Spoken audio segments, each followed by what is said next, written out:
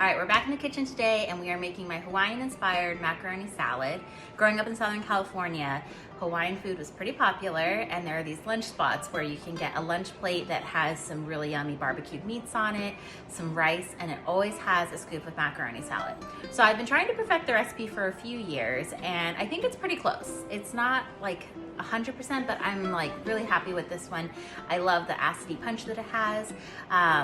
And it's really common for me to make this for get-togethers for the summer, which we're doing for today for a neighborhood gathering. So I'm cooking off a pound of small elbow macaroni in a pot behind me. You want it to be fully cooked through, not al dente. So I'm gonna drain that off. It takes about 10 to 12 minutes. And then I'm gonna prep the veggies and we'll get our dressing going for the mac salad. Our macaroni is drained and it's cooling over by the sink. This is the pot that I cooked it in. I just have it here on a towel so that I can show you, but otherwise I would do this on the stove top.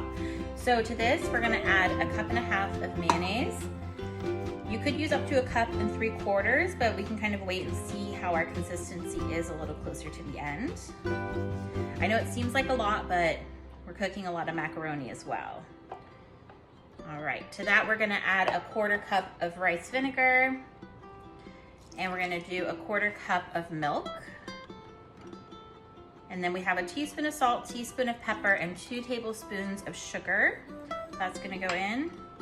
And then for our veggies, we have 1/4 of an onion grated, 2 stalks of celery that are finely diced, and 2 carrots that are also grated.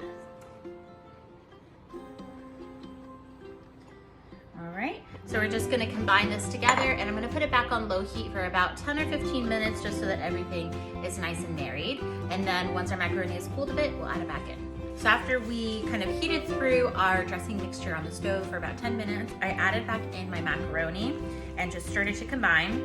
At this point, you want to have a taste. If it needs a little bit of salt, pepper, if you need a little bit more acid from the vinegar, go ahead and adjust that at this point.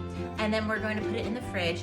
I think a couple hours up to overnight is best, and we always serve this cold. So that is the Hawaiian-inspired macaroni salad. It's good for a few days in the fridge, and it's perfect for any kind of get-together, especially during the summer for little barbecues and stuff. So let me know if you give it a try, and I hope you like it.